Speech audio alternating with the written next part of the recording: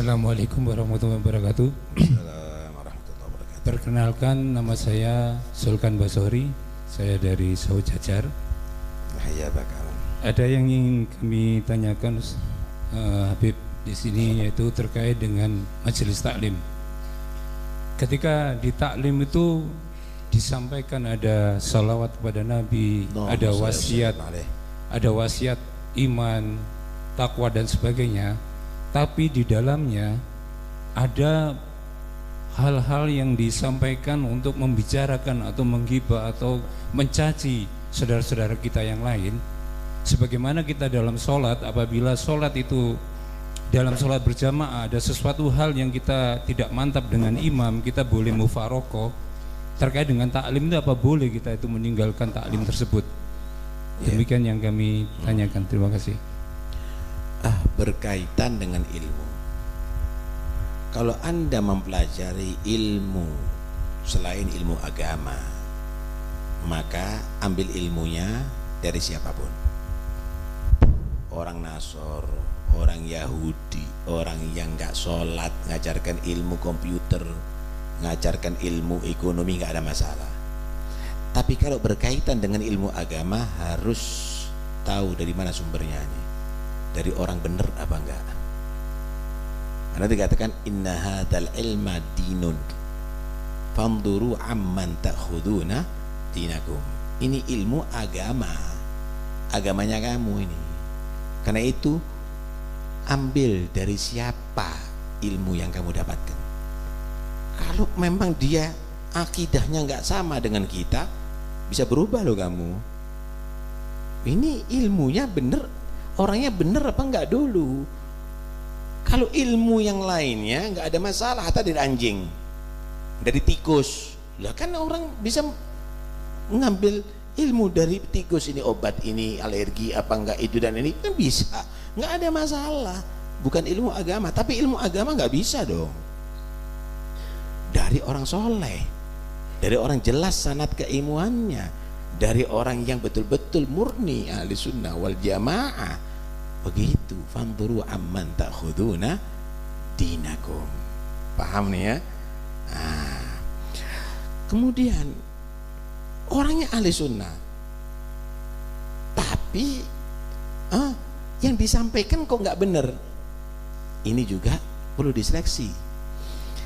Karena itu di Ihya itu ada satu riwayat begini, la tajlisu inda kulli alimin illa ila alimin yad'ukum min khamsin ila khamsin. Jangan kamu ada hanya sekedar hadir majelisnya orang berilmu, orang alim, ustadz, dai gitu aja. Tapi cari ustadz, dai, orang yang alim, kiai, yang dia mengajarkan keluar daripada 5 sifat jelek untuk kamu memiliki kepada 5 sifat yang baik. Meninggalkan sifat 5 yang jelek untuk kamu itu menjadi orang yang punya sifat 5 yang baik. Pertama, min syakin ila yakin, dari ragu terhadap kebenaran menjadi yang yakin dengan kebenaran. Ini sudah benar diajari dengan salaf yang benar, baik itu golongan habaib atau kiai, udah benar, dibuat ragu, ragu. Ini nggak usah dihadiri, nggak usah didengarkan. Cari orang yang alim yang semakin memantapkan keyakinan kamu, bukan yang yakin menjadi orang yang ragu terhadap kebenaran. Yang kedua, min riya'in ila ikhlas. Cari orang yang alim yang mengajarkan kamu untuk keluar daripada sifat riya menjadi orang yang ikhlas. Min kibrin ila tawadhu. Cari orang yang alim yang mengajarkan kamu daripada sifat kibir, meninggalkan sifat kibir menjadi orang yang tawadhu. Min raghbatin ila zuhud. Cari orang yang alim yang mengajarkan kamu daripada cinta dunia, mengeluarkan kamu daripada cinta dunia menjadi orang yang bersifat zuhud terhadap dunia. Mina adawa wa mina adawatin ila nasihah. Cari orang yang alim yang mengajarkan kamu daripada sifat bermusuhan sesama muslim menjadi orang yang bisa peduli sesama muslim. Ya gitu, baru hadiri, baru dengarkan. Enggak, wes hapusen, enggak usah didengar. Ada apa gitu loh. Ada apa mau menghadiri orang yang demikian ini? Tinggalkan yang begitu. Koyo kantean mau ngalim ae sampean ini. Paham ya? Bumi Jawa ini tempatnya orang alim, Pak. Tempatnya orang para aulia. Paham ya? Ini muter ilmu ada di situ kok dibuat panutan gitu loh. Ya, karena itu selektif, ya, yang selektif. Ini cerdas lah kita jadi hamba itu yang cerdas, yang mau dibodohi gitu. Nah, ada yang lain, follow.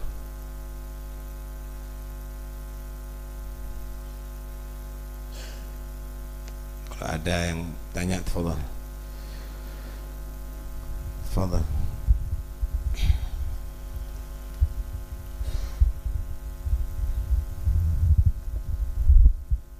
Assalamualaikum warahmatullahi wabarakatuh. Nah, Ustaz, kalau misalnya pas sholat Jumat ternyata Ustaz tadi itu menyampaikan dengan cacian-cacian, atau kita meninggalkan atau tetap di Jumatan tersebut? Iya. Karena itu kita ini harus selektif ya. Siapa yang patut untuk bicara, layak untuk berbicara. Jadi imam itu bukan hanya bacaan, kesolehannya itu juga. Paham ya? Itu harus dipilih. Ini urusan agama sebabnya. Ini urusan agama. Ceramah dengan cara mencaci-caci, apa tujuannya? Paham ya? Nanti Anda akan dapatkan di sini. Habib Abdullah Haddad bagaimana menerangkan pembicaraan kepada orang awam ini, orang umum ini, jangan keluar daripada 3 hal. Pertama, bicarakan kepada mereka bagaimana banyaknya nikmat Allah yang Allah berikan kepada mereka, supaya mereka menjadi orang yang bersyukur terhadap nikmat. Kedua, bicarakan kepada mereka bagaimana dia itu menjadi orang yang bisa taat kepada Allah, takwa kepada Allah. Ketiga, nasihati mereka untuk jauh daripada maksiat kepada Allah. Udah. Inti mau bahas politik, inti mau bahas yang lainnya dalam pengajian umum, selain 3 ini, maka kamu akan menjadi penebar fitnah. Paham nih? Dan itu akan banyak terjadi. Penceramah-penceramah khutbaul fitnah itu di akhir zaman banyak terjadi, dan itu sudah disabdakan oleh Nabi. Tinggal kita aja yang selektif. Ini khutbaul fitnah ini. Cari khutbah ajaran yang ngajarkan kita bagus hati, bisa banyak beribadah dengan baik. Begitu. Ya, yang salah yang menunjuk dia sebagai khotib harus selektif dong. Paham ya? Harus selektif gitu. Khutbah dalam 3 hal itu yang harus disampaikan begitu. Ya cari khotib yang lain kan bisa. Keluar dari masjid kalau sholat Jumatnya bisa telat, di yang lainnya Anda mendengarkan sholat Jumat juga keliru. Tapi kalau Anda mendengarkan misalnya khotibnya kurang pas, Anda sholat Jumat di tempat yang lainnya, itu akan lebih baik, nggak ada masalah. Paham nih ya? Tapi kalau Anda keluar dari situ, nggak mau sholat di situ, tapi Anda nggak sholat Jumat, ya tambah keliru nanti. Gitu. Nah.